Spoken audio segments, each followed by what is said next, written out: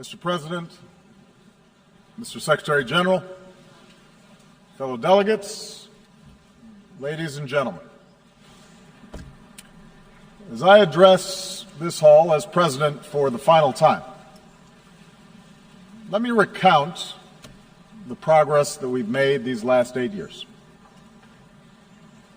From the depths of the greatest financial crisis of our time, we coordinated our response to avoid further catastrophe and return the global economy to growth. We've taken away terrorist safe havens, strengthened the non-proliferation regime, resolved the Iranian nuclear issue through diplomacy. We opened relations with Cuba, helped Colombia end Latin America's longest war. And we welcome a democratically elected leader of Myanmar to this assembly. Our assistance is helping people feed themselves, care for the sick, power communities across Africa, and promote models of development rather than dependence. And we have made international institutions like the World Bank and the International Monetary Fund more representative, while establishing a framework to protect our planet from the ravages of climate change. This is important work. It has made a real difference in the lives of our people. And it could not have happened had we not worked together. And yet, around the globe, we are seeing the same forces of global integration that have made us interdependent also expose deep fault lines in the existing international order. We see it in the headlines every day. Around the world, refugees flow across borders in flight from brutal conflict. Financial disruptions continue to weigh upon our workers and entire communities. Across vast swaths of the Middle East, basic security, basic order has broken down. We see too many governments muzzling journalists and quashing dissent and censoring the flow of information. Terrorist networks use social media to prey upon the minds of our youth, endangering open societies and spurring anger against innocent immigrants and Muslims. Powerful nations contest the constraints placed on them by international law. And this is the paradox that defines our world today. A quarter century after the end of the Cold War, the world is by many measures less violent and more prosperous than ever before. And yet our societies are filled with uncertainty and unease and strife.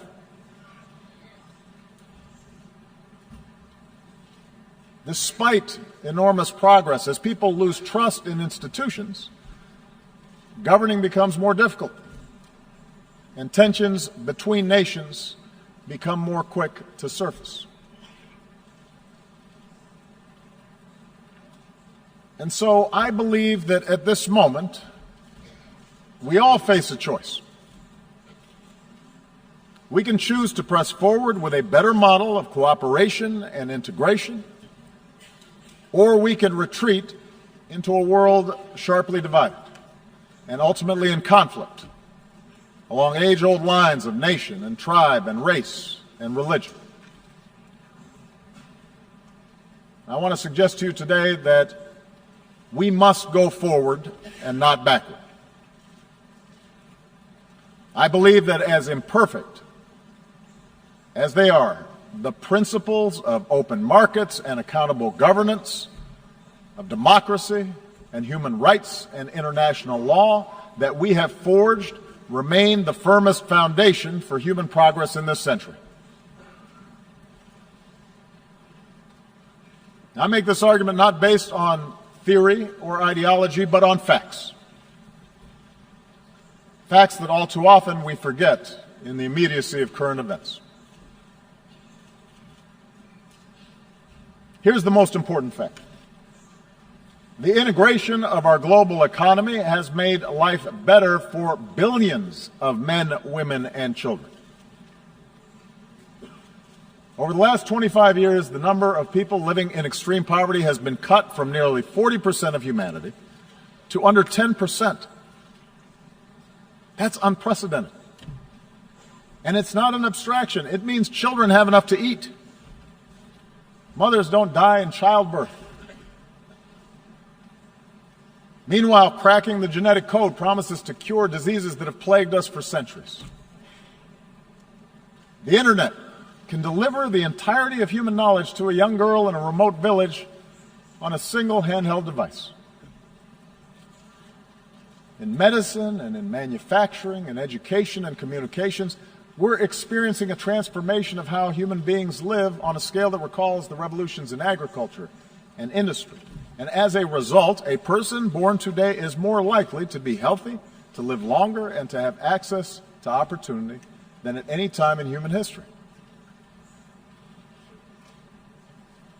Moreover, the collapse of colonialism and communism has allowed more people than ever before to live with the freedom to choose their leaders. Despite the real and troubling areas where freedom appears in retreat, the fact remains that the number of democracies around the world has nearly doubled in the last 25 years. In remote corners of the world, citizens are demanding respect for the dignity of all people, no matter their gender or race or religion or disability or sexual orientation, and those who deny others dignity are subject to public reproach. An explosion of social media has given ordinary people more ways to express themselves and has raised people's expectations for those of us in power. Indeed, our international order has been so successful that we take it as a given that great powers no longer fight world wars, that the end of the Cold War lifted the shadow of nuclear Armageddon, that the battlefields of Europe have been replaced by peaceful union, that China and India remain on a path of remarkable growth. I say all this not to whitewash the challenges we face or to suggest complacency. Rather, I believe that we need to acknowledge these achievements in order to summon the confidence to carry this progress forward and to make sure that we do not abandon those very things that have delivered this progress. In order to move forward, though, we do have to acknowledge that the existing path to global integration requires a course correction. Because too often those trumpeting the benefits of globalization have ignored inequality within and among nations, have ignored the enduring appeal of ethnic and sectarian identities, have left international institutions ill-equipped, underfunded, under-resourced in order to handle transnational challenges. And as these real problems have been neglected, alternative visions of the world have pressed forward, both in the wealthiest countries and in the poorest. Religious fundamentalism, the politics of ethnicity or tribe or sect, aggressive nationalism, a crude populism, sometimes from the far left, but more often from the far right, which seeks to restore what they believe was a better, simpler age free of outside contamination. We cannot dismiss these visions. They are powerful. They reflect dissatisfaction among too many of our citizens. I do not believe those visions can deliver security or prosperity over the long term. But I do believe that these visions fail to recognize at a very basic level our common humanity. Moreover, I believe that the acceleration of travel and technology and telecommunications, together with a global economy that depends on a global supply chain, makes it self-defeating ultimately for those who seek to reverse this progress. Today, a nation ringed by walls would only imprison itself.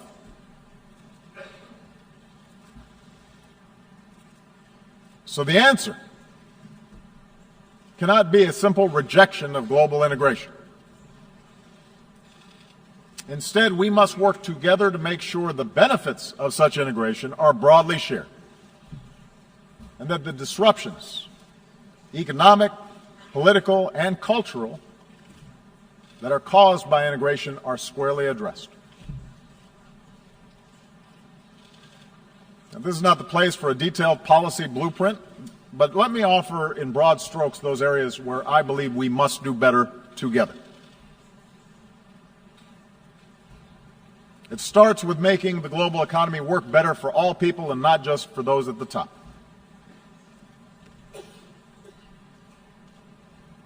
While open markets, capitalism have raised standards of living around the globe,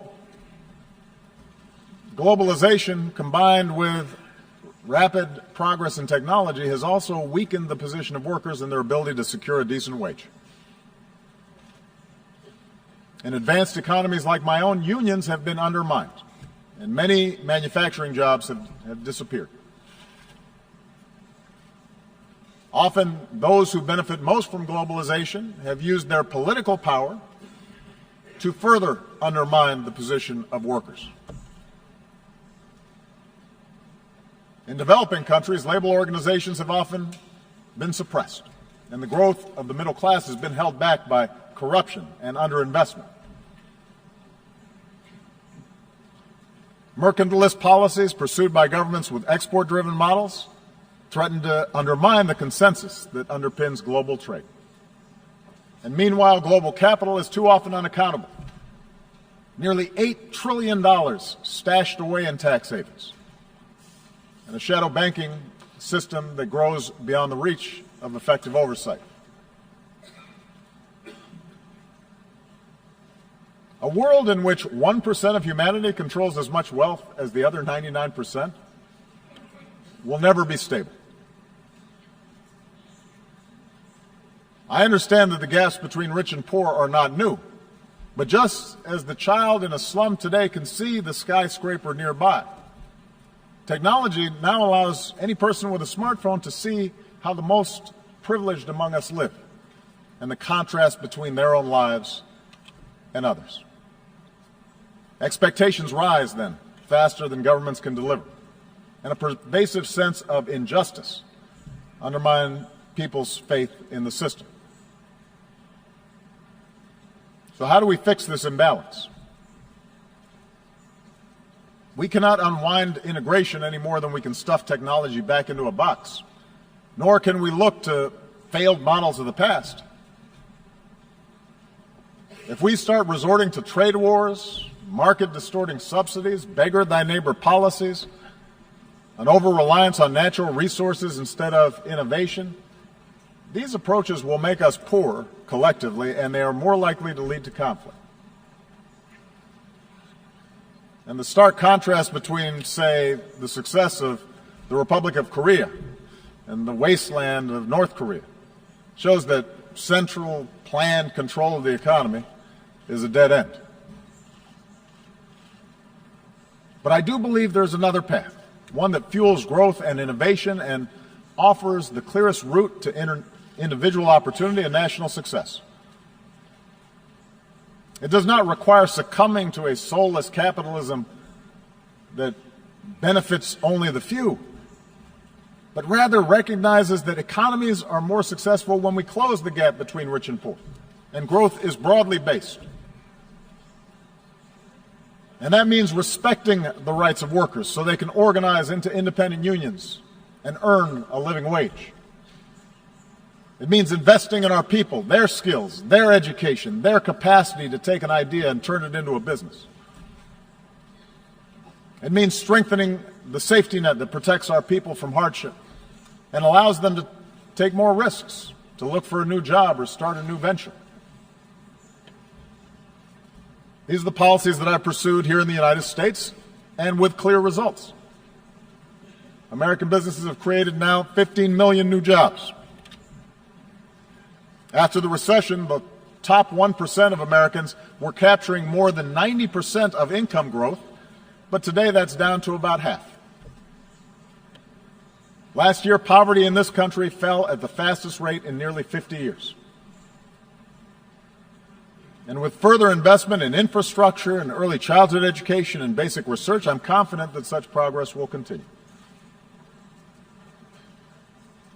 So just as I've pursued these measures here at home, so has the United States worked with many nations to curb the excesses of capitalism, not to punish wealth, but to prevent repeated crises that can destroy it. That's why we've worked with other nations to create higher and clear standards for banking and taxation. Because a society that asks less of oligarchs than ordinary citizens will rot from within. That's why we've pushed for transparency and cooperation in rooting out corruption and tracking illicit dollars. Because markets create more jobs when they're fueled by hard work and not the capacity to extort a bribe. That's why we've worked to reach trade agreements that raise labor standards and raise environmental standards, as we've done with the Trans-Pacific Partnership, so that the benefits are more broadly shared. And just as we benefit by combating inequality within our countries, I believe advanced economies still need to do more to close the gap between rich and poor nations around the globe. This is difficult politically. It's difficult to spend on foreign assistance. But I do not believe this is charity. For the small fraction of what we spent at war in Iraq, we could support institutions so that fragile states don't collapse in the first place, and invest in emerging economies that become markets for our goods. It's not just the right thing to do, it's the smart thing to do. And that's why we need to follow through on our efforts to combat climate change. If we don't act boldly, the bill that could come due will be mass migrations and cities submerged and nations displaced and food supplies decimated and conflicts born of despair. The Paris Agreement gives us a framework to act, but only if we scale up our ambition, and there must be a sense of urgency about bringing the agreement into force and helping poorer countries leapfrog destructive forms of energy. So for the wealthiest countries, a green climate fund should only be the beginning. We need to invest in research and provide market incentives to develop new technologies and then make these technologies accessible and affordable for poorer countries. And only then can we continue lifting all people up from poverty without condemning our children to a planet beyond their capacity to repair. So, we need new models for the global marketplace, models that are inclusive and sustainable. And in the same way, we need models of governance that are inclusive and accountable to ordinary people.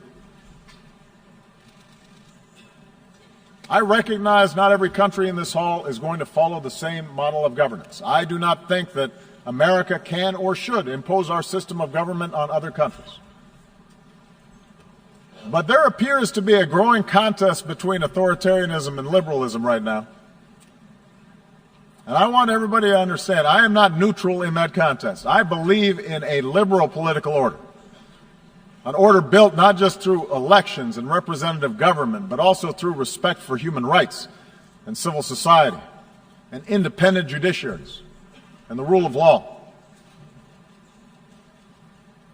I know that some countries which now recognize the power of free markets still reject the model of free societies.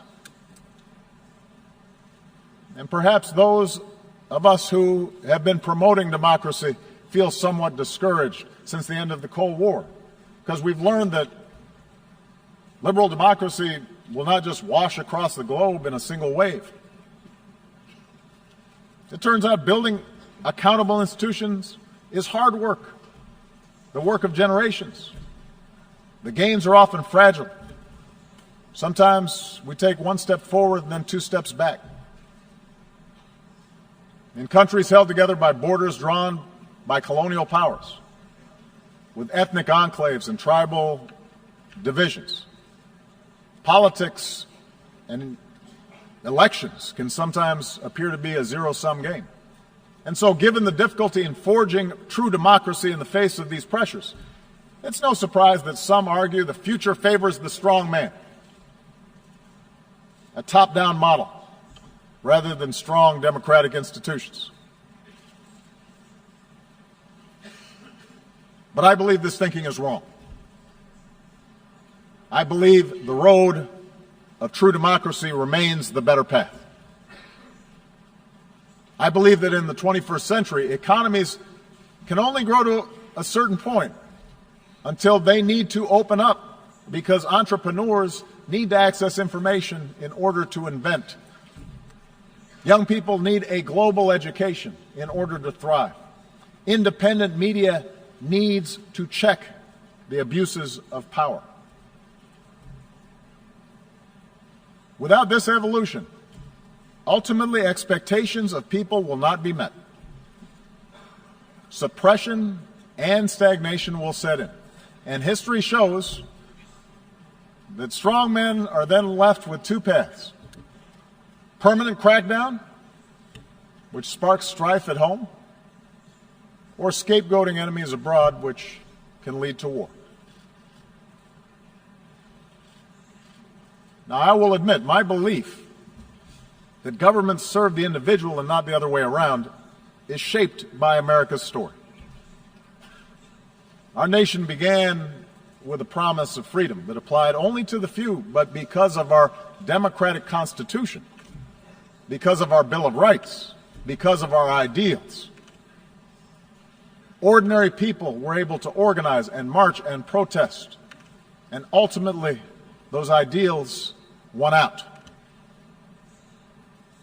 Opened doors for women and minorities and workers in ways that made our economy more productive and turned our diversity into a strength.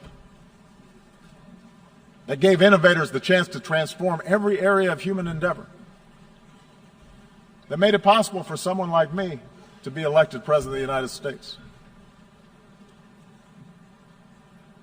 So yes, my views are shaped by the specific experiences of America, but I do not think this story is unique to America. Look at the transformation that's taken place in countries as different as Japan and Chile, Indonesia, Botswana. The countries that have succeeded are ones in which people feel they have a stake. In Europe, the progress of those countries in the former Soviet bloc that embraced democracy stand in clear contrast to those that did not. After all, the people of Ukraine did not take to the streets because of some plot imposed from abroad. They took to the streets because their leadership was for sale, and they had no recourse. They demanded change because they saw life get better for people in the Baltics and in Poland, societies that were more liberal and democratic and open than their own.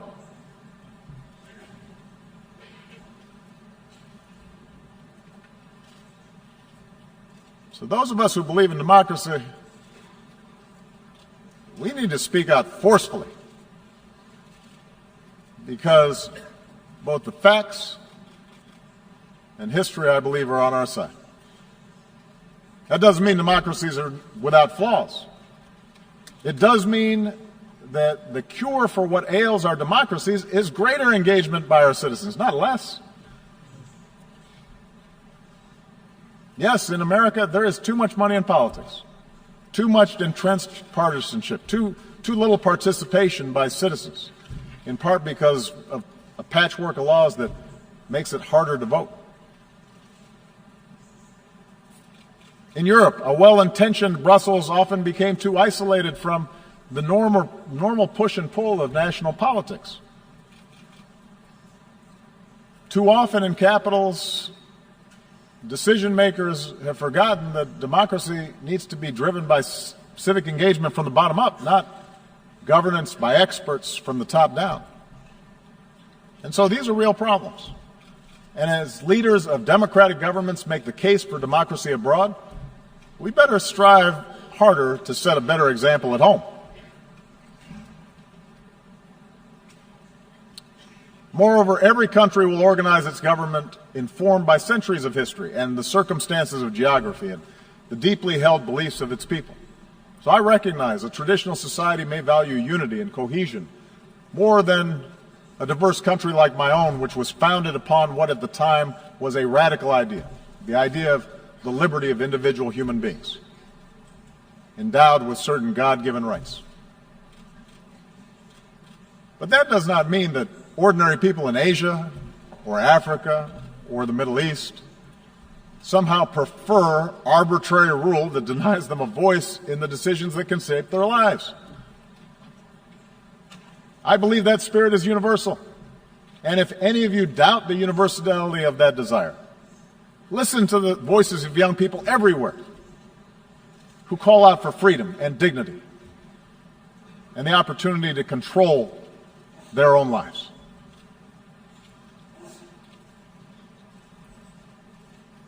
This leads me to the third thing we need to do. We must reject any forms of fundamentalism or racism or a belief in ethnic superiority that makes our traditional identities irreconcilable with modernity. Instead, we need to embrace the tolerance that results from respect of all human beings. It's a truism that global integration has led to a collision of cultures. Trade, migration, the internet, all these things can challenge and unsettle our most cherished identities. We see liberal societies express opposition when women choose to cover themselves. We see protests responding to Western newspaper cartoons that caricature the Prophet Muhammad. In a world that left the age of empire behind, we see Russia attempting to recover lost glory through force. Asian powers debate competing claims of history. And in Europe and the United States, you see people wrestle with concerns about immigration and changing demographics and suggesting that somehow people who look different are corrupting the character of our countries.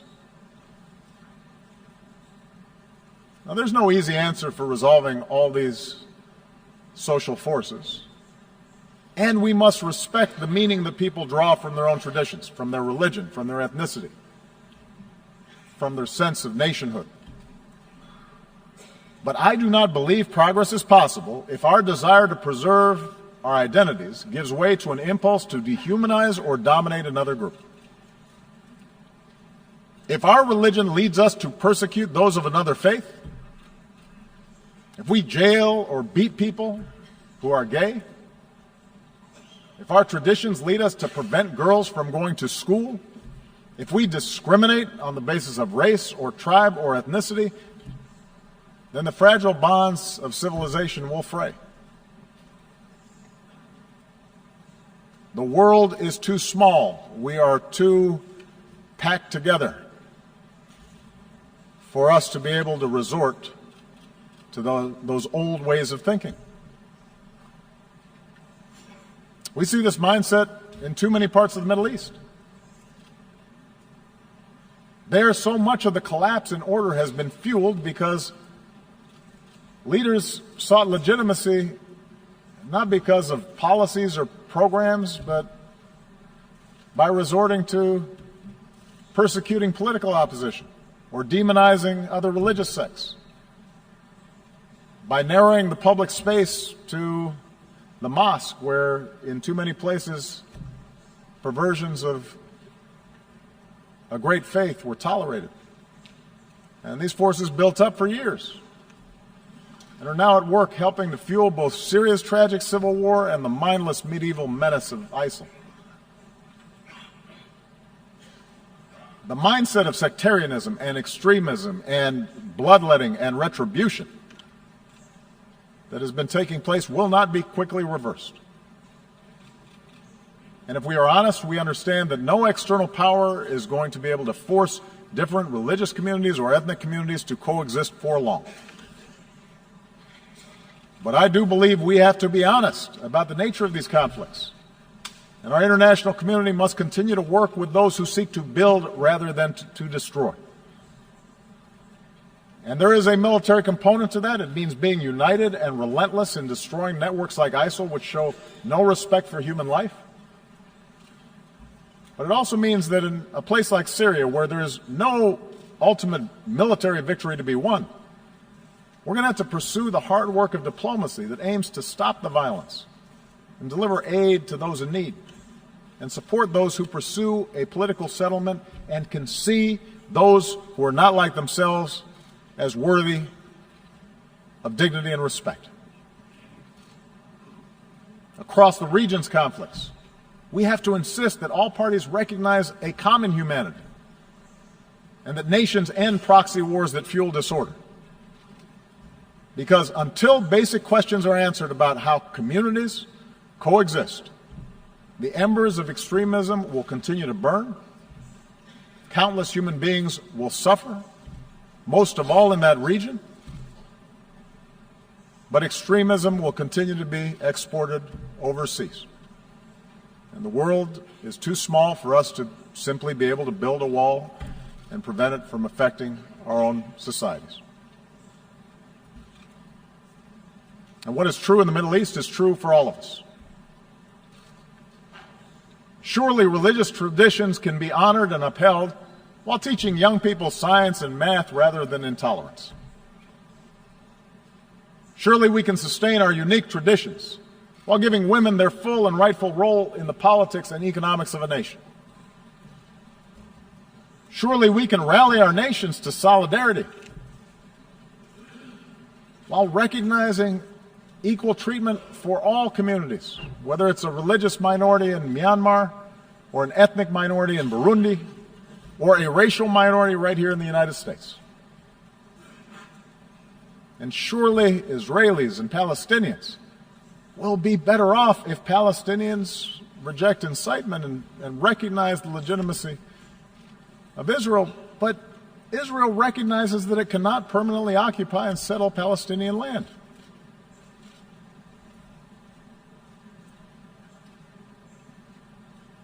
We all have to do better as leaders in tamping down rather than encouraging a notion of identity that leads us to diminish others. And this leads me to the fourth and final thing we need to do, and that is sustain our commitment to international cooperation rooted in the rights and responsibilities of nations. As President of the United States, I know that for most of human history, power has not been unipolar. And the end of the Cold War may have led too many to forget this truth. I've noticed as president that at times both America's adversaries and some of our allies believe that all problems were either caused by Washington or could be solved by Washington. And perhaps too many in Washington believe that as well.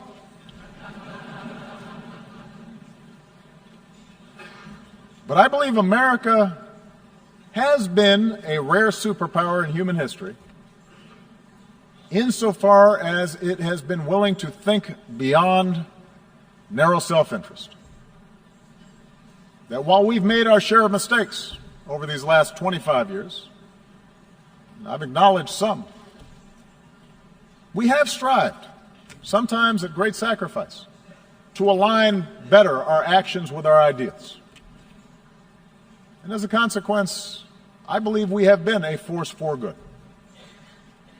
We have secured allies. We've acted to protect the vulnerable. We've supported human rights. and welcome scrutiny of our own actions. We've bound our power to international laws and institutions. When we've made mistakes, we've tried to acknowledge them. We have worked to roll back poverty and hunger and disease beyond our borders, not just within our borders.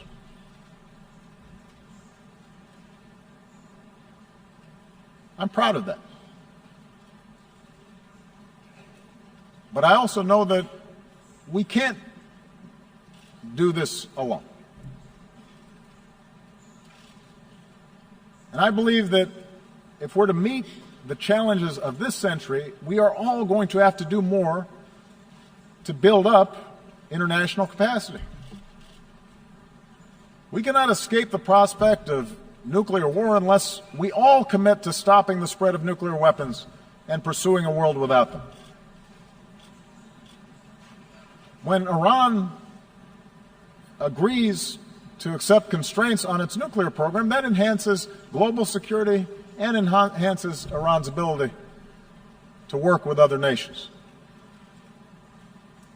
On the other hand, when North Korea tests a bomb, that endangers all of us. And any country that breaks this basic bargain must face consequences. And those nations with these weapons, like the United States, have a unique responsibility to pursue the path of reducing our stockpiles and reaffirming basic norms like the commitment to never test them again. We can't combat a disease like Zika that recognizes no borders. Mosquitoes don't respect walls,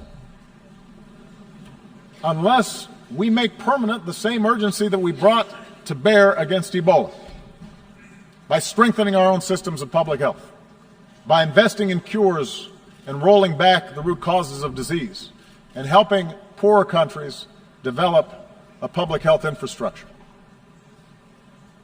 We can only eliminate extreme poverty if the sustainable development goals that we have set are more than words on paper.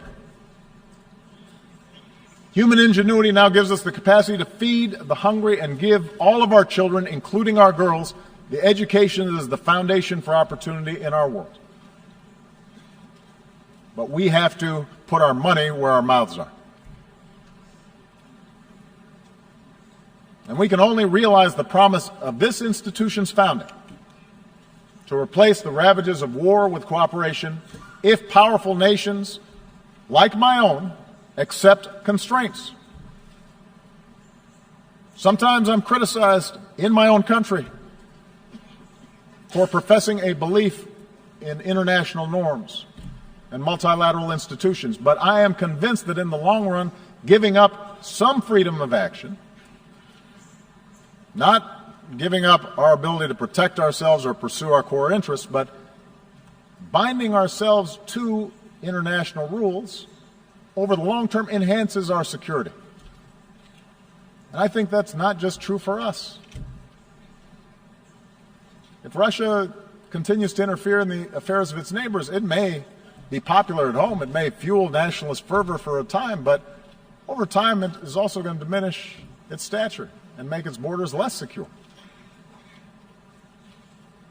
In the South China Sea, a peaceful resolution of disputes offered by law will mean far greater stability than the militarization of a few rocks and reefs. We are all stakeholders in this international system, and it calls upon all of us to invest in the success of institutions to which we belong. And the good news is that many nations have shown what kind of progress is possible when we make those commitments.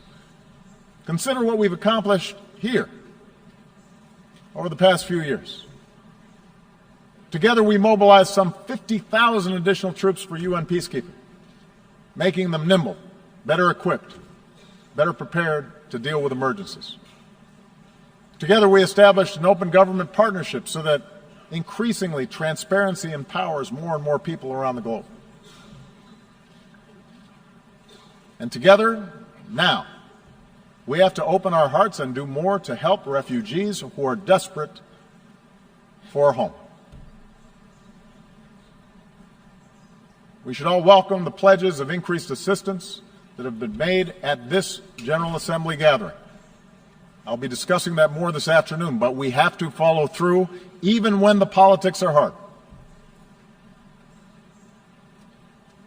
Because in the eyes of innocent men and women and children who, through no fault of their own, have had to flee everything that they know, everything that they love, we have to have the empathy to see ourselves. We have to imagine what it would be like for our family, for our children, if the unspeakable happened to us.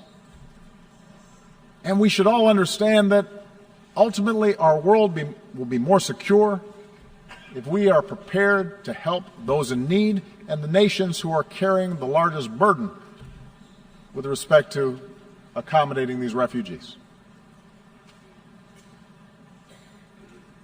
There are a lot of nations right now that are doing the right thing. But many nations, particularly those blessed with wealth and the benefits of geography, they can do more to offer a hand. Even if they also insist that refugees who come to our countries have to do more to adopt to the customs and conventions of the communities that are now providing them a home.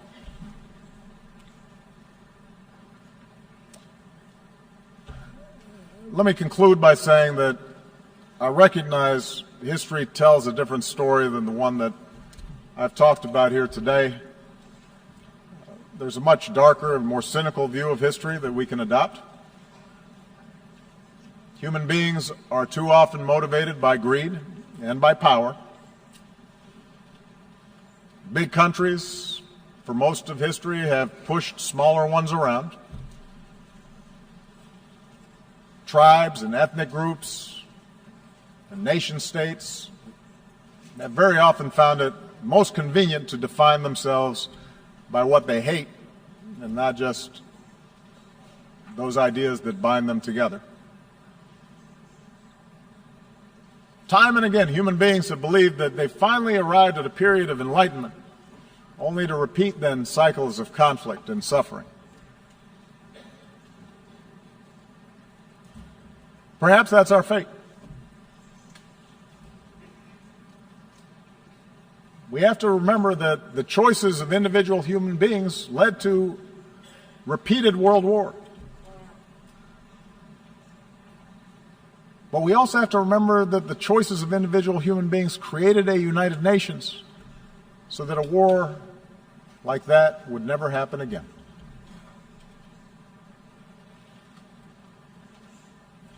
Each of us, as leaders, each nation, can choose to reject those who appeal to our worst impulses and embrace those who appeal to our best. For we have shown that we can choose a better history. Sitting in a prison cell, a young Martin Luther King Jr. wrote that human progress never rolls on the wheels of inevitability. It comes through the tireless efforts of men willing to be co-workers with God. And during the course of these 8 years, as I've traveled to many of your nations, I have seen that spirit in our young people,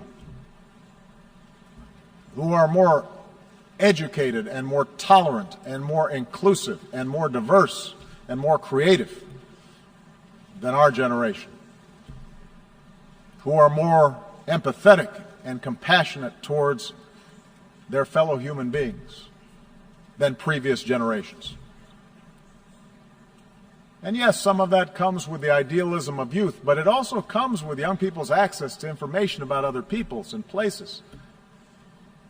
An understanding unique in human history, that their future is bound with the fates of other human beings on the other side of the world. I think of the thousands of healthcare workers from around the world who volunteered to fight Ebola. I remember the young entrepreneurs I met who are now starting new businesses in Cuba. The parliamentarians who used to be, just a few years ago, political prisoners in Myanmar. I think of the girls who have braved taunts or violence just to go to school in Afghanistan.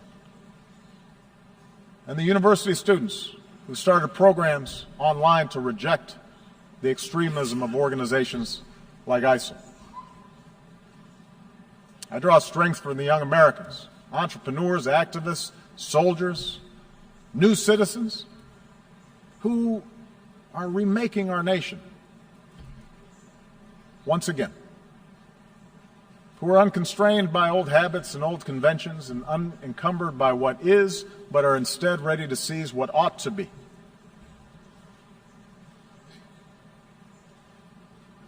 My own family is made up of the flesh and blood and traditions and cultures and faiths from a lot of different parts of the world. Just as America has been built by immigrants from every shore. And in my own life,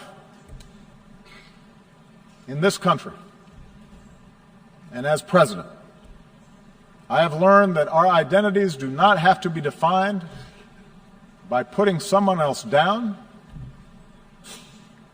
but can be enhanced by lifting somebody else up. That they don't have to be defined in opposition to others, but rather by a belief in liberty and equality and justice and fairness. And the embrace of these principles as universal doesn't weaken my particular pride, my particular love for America. It strengthens it. My belief that these ideals apply everywhere doesn't lessen my commitment to help those who look like me or pray as I do or pledge allegiance to my flag. But my faith in those principles does force me to expand my moral imagination and to recognize that I can best serve my own people. I can best look after my own daughters by making sure that my actions seek what is right for all people and all children and your daughters and your sons. This is what I believe, that all of us can be co-workers with God. And our leadership and our governments and this United Nations should reflect this irreducible truth. Thank you very much.